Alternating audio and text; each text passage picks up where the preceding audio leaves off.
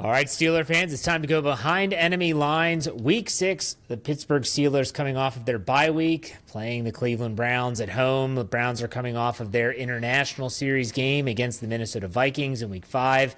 We welcome John Suchan of the Fanatical Elves Network, a part of the Fans First Sports Network. John, what's up? How's it going? How are you tonight, or this morning, or whenever this is, Jeff? It's fine. All the days run together when the season starts. But I want to ask you about your thoughts on Week 5 before we get started into Week 6. How was it for you watching a game at 9:30 in the morning? Steeler fans did that 2 weeks ago, and it was definitely weird for me. What was your takeaway? It was great. I mean, it was different. I think I ended up doing some special things here at the house. We had a little special breakfast and cookout and some different things to try to, enjoy the experience. But, yeah, it was weird. And having that stress level that early in the morning so as the game went on. The Browns were leading much of that game and seemingly kind of in control, but you just don't know because it's the Cleveland Browns, and we've had a lot of heartbreak on and off. So general takeaways, we had a first game for Dillon Gabriel as the quarterback. He had a short appearance a couple weeks ago when they played the Baltimore Ravens. Did some good things for his first start. Looked a little bit like a rookie at times, but also did some things that older Joe Flacco couldn't do. His mobility was much better than Joe Flacco's. And he threw 2 touchdown passes that were very nice. Yeah. So he didn't turn the ball over. So there were a lot of good things there. Just couldn't eke out the win. Some things that went on toward the end of the game. There are a lot of people in Cleveland today are really talking about Coach Kevin Stefanski, about the Browns defense, and who's more to blame. It's the blame game. As it always is. But you bring up a good point. For those that didn't watch the game, the Browns in the very waning minutes of the contest were up 17-14, and the defense had an opportunity to get off the field or force a field goal, which would have sent it to overtime. Mm-hmm. And the defense, which was the most shocking thing, is what kind of fell apart on that last drive as Carson Wentz was able to convert on several third downs and then eventually find Jordan Addison in the end zone for the go-ahead touchdown. Mm-hmm. This team, and I thought that Kevin Stefanski, for all the crap that he might be getting in Cleveland, what a game plan for Dillon Gabriel. They ran the ball well. Judkins is a very good young running back who that offensive line, it's built for a rookie to succeed when they can run the ball, but I want to talk about the defense first. Sure. Do you get the feeling, though, and I kind of got the feeling in this contest in Week 5 when I was watching it, I felt like the defense was kind of running out of steam. It felt like they were kind of gassed. Now, maybe that was traveling overseas. I don't know. What's your takeaway on the defense? Because they're a really good unit. Coming into this game, some folks nationally were sharing and locally that since over the last 3 seasons, going back to the 2023 season, the Browns, defense has been outstanding. And one stat that shows that, I know stats don't tell the whole story, but they've allowed the least amount of first downs, like 619 first downs compared to the second best team, which is the Kansas City Chiefs. That set aside, I do agree with you a little bit, Jeff, with what you were watching. And, the Browns defense, they've had opportunities this year, not in just this past game, but in the other 4 games where we've said a lot of great things about this defense, but there's been some moments in drives by opponents that they have not been able to stop. And they don't look like that dynamic defense that everyone thinks they are. Yeah. That last drive, you're right, Jeff. It was 3 minutes, and they went 80 yards against Carson Wentz, who the Browns have had some good success against defensively, considering also that Minnesota, thanks to you guys, in the previous week, their starters were out. Yep. They didn't have their starting running back for Minnesota.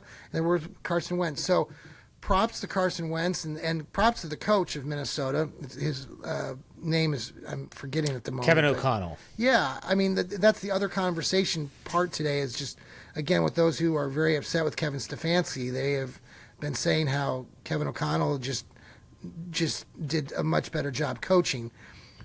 That's something that we're talking about. But no, I think defensively, there are some things where, you watch this Browns defense and you think, okay, they really are legit.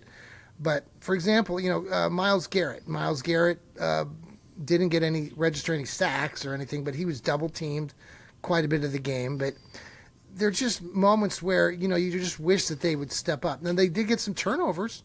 They got some turnovers yesterday, Jeff, too, but those turnovers they weren't able to convert on the offensive side of things. You think about it, they're getting the turnovers now, but now the Browns have got to learn how to convert that. Well, let's talk about the defense while we're on the subject. If you were to say, when they struggle, and it's honestly not been a lot, maybe the second half in Baltimore where things kind of got out of hand, but that was a different story altogether. Mm-hmm. What has been the area for this defense that teams have been able to exploit? Is it is it the run defense? Is it the pass defense? Where the pass are teams defense, beating them? Yeah, Okay. the secondary, yesterday's touchdown, shows that where Denzel let him go by, didn't, kind of gear him into the middle, or should have tried to push him more to the middle, allowed him to get a little bit of space to go to the outside. Our secondary, our safeties. I think Hickman was down there. They just weren't in good position. So yeah, if you Steelers want to exploit anything, I think it's that middle ground again. A little bit beyond just that first 10 yards. I mean, we got some new guys here, the rookies, Carson Schwetzinger, Mason Graham, that are really doing some good things in the middle of that D. But I would say, yeah, that backside of the secondary is still just very suspicious. They can't find that inside guy. They've been putting different folks in there in those middle slot positions. You got Denzel Ward. You've got Newsome. I can't think of the kid's first name, but Greg Greg Newsome. Thank you. I don't know what the so who's the Browns fan here? I know Greg Newsome. I know. Well, Greg Newsome was the guy that, from Northwestern. He was on. Yes. They tried experimenting last year, putting him on the inside.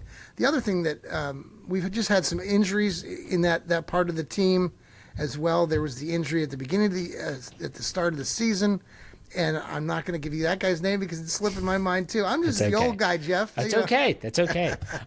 Okay, so I got to be honest. I think the Browns rookie class. I saw a list of it on social media the other day. It's a really good group. I mean, it really is, and they're playing and they're playing well. So let's transition now to the offensive side of the football and talk about. Let's talk about the running back first, and then we'll get to Dylan Gabriel. Judkins out of Ohio State. Obviously, he's a local kid for you guys in Cleveland. Yeah. He didn't start the year because of the NFL had to go through their processes and all that stuff. What's been most impressive about him? Because I've been impressed with him from afar, but from you as an insider, what do you think about him? Well, considering that he didn't have any preseason, right? He was working out individually, obviously, but he had a lot of things that were going on off the field. There was a lot of eagerness to get him on the field because we saw a lot of Travion Henderson, who plays for the New England Patriots, who was also drafted coming out of Ohio State. So those two guys were there for the Browns to pick. So before Quinshon started, Browns fans were starting to kind of go, well, we should have gone with Henderson. Well, Henderson's now in his role in New England, but now we've got Quinshon. Quinshon has really done some gradually just doing more, and Stefanski's giving him the ball more and more. He is becoming that bell cow. 23 carries yesterday again, 110 yards. He had, I don't know if you saw the whole game, but there was late in the first quarter. There was he got out to the side. They called a holding call, brought it back, but he went out 56 yards for the touchdown and showed a little burst there. Got by the Minnesota secondary and took it in for into the end zone. So he's got that speed. That was something that people have talked about coming into this season. So no, everyone is really liking what they're seeing. I think there's a lot of comparisons right now with him and leaving, Nick Chubb or Nick Chubb going down to the Texans. Everybody here in town, that's the one part of the offense, right? Or one of the parts of the offense that's very exciting. So Stefanski's giving him the lion's share of the carries. It's not like a 50-50 split between him and Ford. It's just no. So the him. thing, no, and the interesting thing there is, when Quinshawn was still getting his feet, under him that first two games, Dylan Sampson had a really good game that from Tennessee that first initial week one. Saw a little bit of playing time, I think, in week two, but since then it's only been in there once or twice. Jerome Ford, there was some discussion about that yesterday because in the second quarter, it seemed, and I'd have to go back and watch the film like the coaches say, but Jerome Ford got the majority of carries in the second quarter after Quinshawn got off to such a hot start. And so some people have been, again, talking about Stefanski and how Stefanski's kind of done this over the years. Even when Nick Chubb was here with Kareem Hunt, he would like to go back and forth with the two backs and would always say he'd like to leave like Chubb more ready for the fourth quarter when you're really needed, especially if you're in the lead. And that's the part that really stinks is yesterday, the Browns had the lead. They had several possessions where they could have, taken even more control of the game. Yeah. And they had 2, 3 and outs in that last 6 or 7 minutes that really hurt because you're giving Minnesota every opportunity. And but.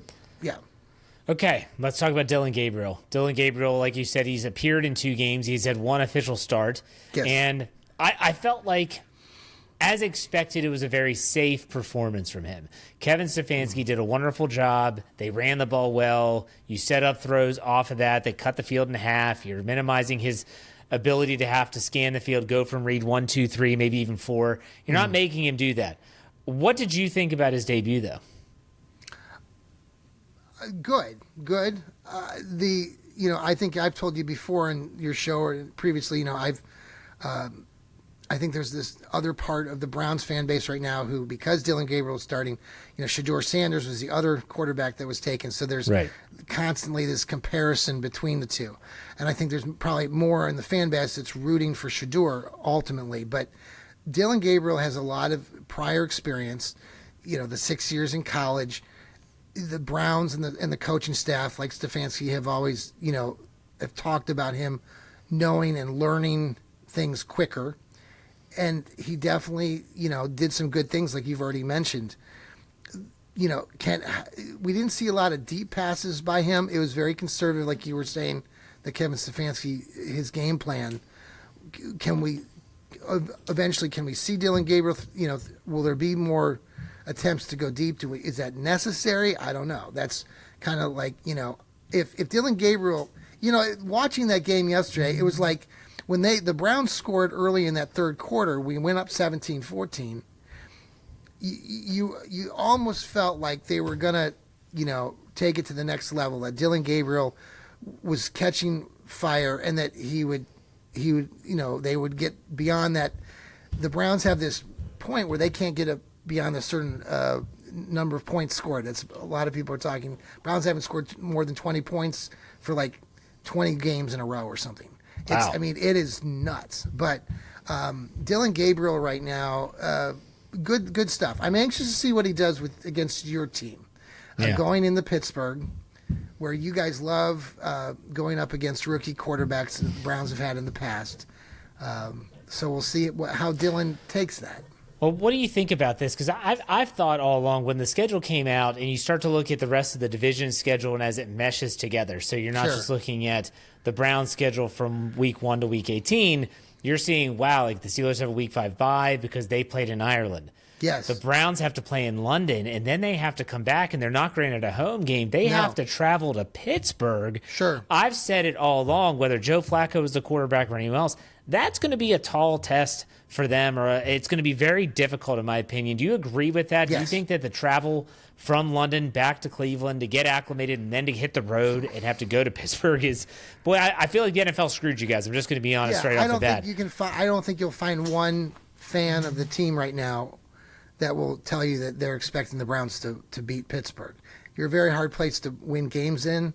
We did beat you in the playoffs back in 2020. Yes, thank you for reminding me of that. And that's a memory that will live in Browns' memory, kind of like the 1964 championship. That's how Browns fans think, and it's really sad when we think that way because it's not really good thinking. But but we're Browns fans, so I think they really screwed us. Sure, it certainly isn't going to help, but we'll see. I think there's building stress and building pressure here in this community around this football team, the Browns. And you're a Pittsburgh fan, you understand this.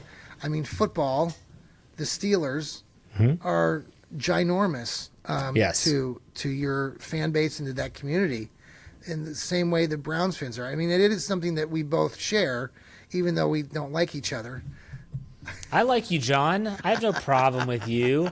I've always said it. Like my people will ask me, like, "What if one of your daughters married a Browns fan?" Like, if they're a Browns fan, then they're loyal as hell. Well, I'll tell you that right now. Let me tell you this, Jeff. On Sunday, we're going up to my hometown of my wife and I grew up in Worcester, Ohio, which is a little town up there in the Akron-Canton area, up toward Cleveland. And my wife's brothers are big Pittsburgh Steelers fans. Oh, nice. And so brother Steve will be up there, and we're going to be hanging out with my wife's mother, and who's kind of both a Browns and a Steelers fan. So it'll be a lot of fun. Yeah, absolutely. And, Well, I want to look at this is early on, and we had to record this early for schedule purposes. That's neither here nor there. The Steelers are actually spotting 4.5 points in this game. Okay. And the total, the over-under, is at 38.5, a very, very low number. I don't need a prediction from you, John. Yes. I don't need a score prediction. Just in your opinion, when you think about this game, how do you see it playing out? We're going to lose. Okay, here now, Jeff. Here, you know me. Okay, I'm going into the game very hopeful. I think if the Browns can get off to a good start, and they've been getting off to some pretty good starts the last couple of weeks, if Kevin Stefanski can do a good job of managing Dylan Gabriel, and Quinshon Judkins can do a good job with carrying the load and protect the ball, anything's possible. I don't expect the Browns to win, and I hate to say that as being a diehard and running the Fanatical Elves Network. Yeah. But I think that you are 4.5. You said 4.5. 4.5 at this time. Yes. Yeah. I also don't see it high scoring because the Browns can't score more than 14 points this season, and so I would say there's probably at least 2 touchdowns in there for Dylan Gabriel. I could see us get to 20 points. Okay. But I could also see Pittsburgh getting 21. Yeah, so, I mean, that's the thing, John. Like I was going to say, the Steelers are susceptible. Like there's 2 things that I think of just really early in the week even, and I said this on my Monday podcast. If the Browns can run the football, and the Steelers have been gashed by the run already this season in multiple weeks. Sure. It's going to make it really easy on Dylan Gabriel. If they can get him in 3rd and long, it's going to make his life very difficult, meaning if they stop the run. And likewise, if Myles Garrett and company can stop the Steelers running game, which isn't good anyways, and force Aaron Rodgers into those obvious passing downs, this game could be 2 things, very ugly and very low scoring. So don't think that the Steelers team, just because of a 3-1 record, is impervious to potential issues on their roster. Well, they do. We'll see what they look like coming out of the bye week. But you're in a good spot, and now with Baltimore and Cincinnati all struggling, I mean, this is a big step. If you guys get this win, then you go to 4-1, and you're really separating yourself from the rest of us. We shall see if the jet lag kicks in for you guys on the way back. But, John, I appreciate your time. I want to give you an opportunity to plug what you're doing for Fans First Sports Network, social media handles, all that stuff. Yeah, we really appreciate you, Jeff, and the group there, the Fans First Sports Network, really supporting us. And, if you have an interest in this game, and you're a Steeler fan, tune into our network, and we've got multiple shows all week long. We had the Dog Pound South podcast with my colleague Steve Gill earlier this morning. We've got shows coming. I've got another show coming up tonight, Stirring the Pot, and we've got other shows later this week. Our Fanatical Elves Network show on Thursday nights at 7:30, so tune into that. You hear from multiple Browns fans to get our perspective on the big game coming up Sunday. There you go. I love it, John. Thank you for your time. We'll be talking again next time these 2 teams play, but in the meantime, enjoy the game with family. Take it easy. Thank you.